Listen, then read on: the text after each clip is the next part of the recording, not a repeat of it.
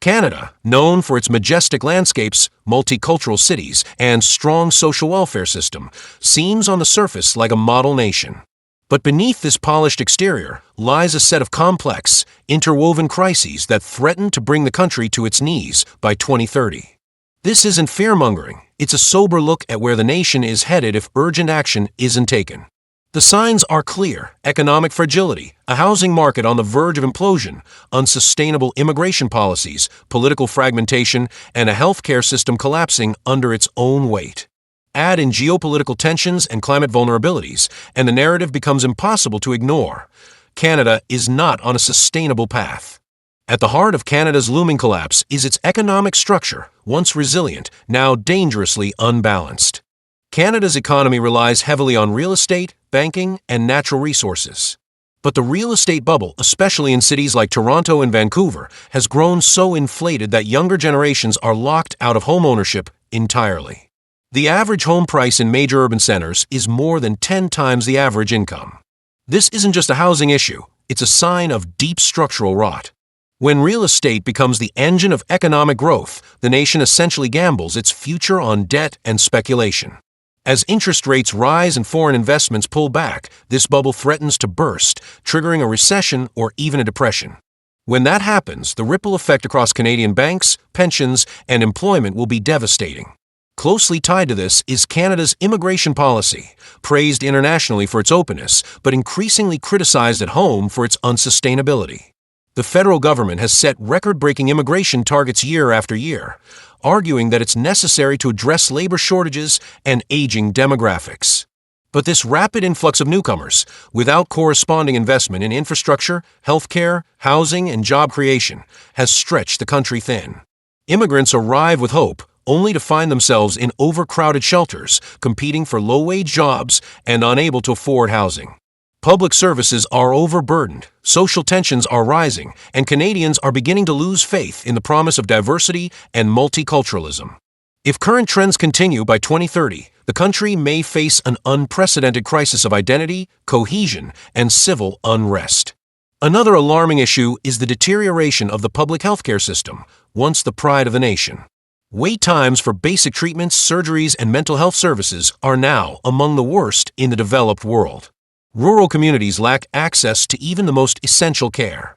Nurses and doctors are burned out, underpaid, and leaving the profession in droves.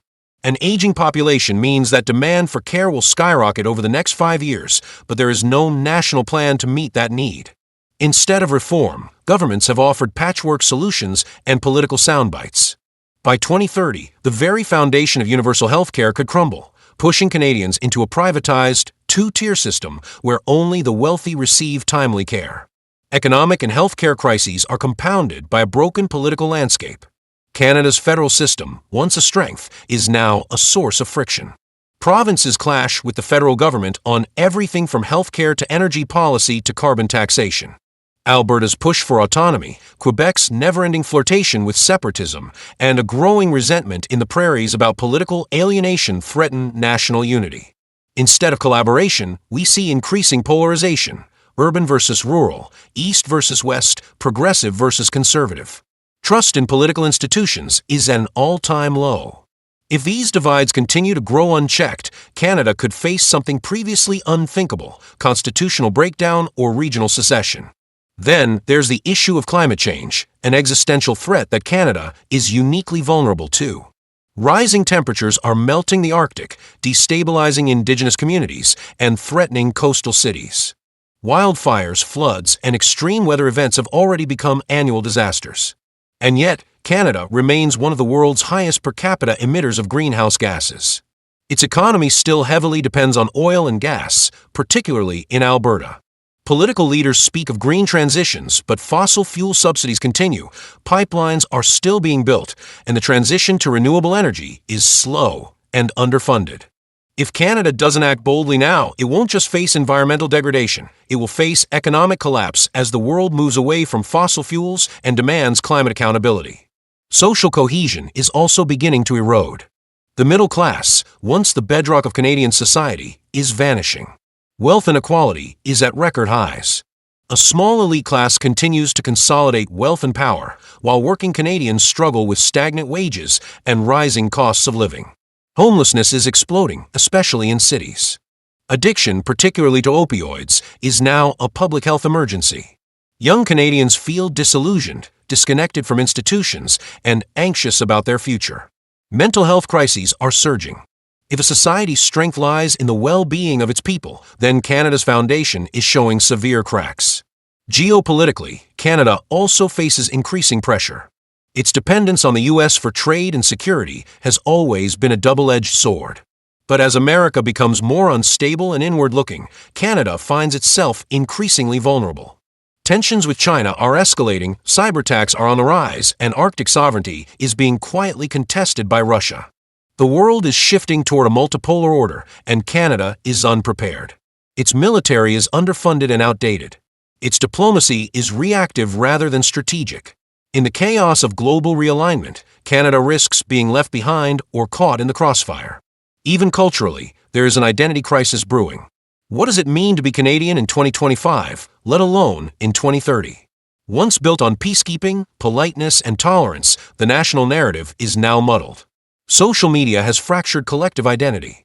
Political correctness has stifled genuine dialogue. Cancel culture, culture wars, and growing polarization have made honest conversations about race, history, and national values almost impossible. Indigenous reconciliation, though long overdue, is being approached with empty gestures rather than systemic change. By 2030, if Canadians cannot find common ground, they may lose the very sense of nationhood that binds them together. All these crises, economic, demographic, political, environmental, and cultural, are not isolated. They are interconnected and mutually reinforcing. They form a web of fragility that grows more tangled every year.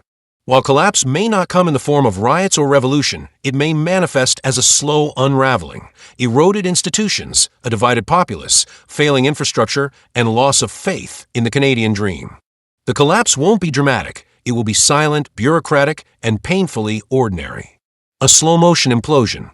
And yet, none of this is inevitable. Collapse is not destiny, it is a warning. Canada still has the resources, intellect, and opportunity to chart a different course.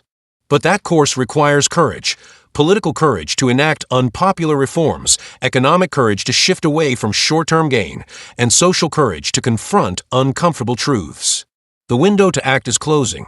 If Canadians choose apathy over action, denial over honesty, and comfort over responsibility, then 2030 may very well mark the end of the Canada we know today. The warning signs are flashing red. The clock is ticking. And the question now is simple. Will Canada wake up before it's too late? Subscribe for more amazing videos.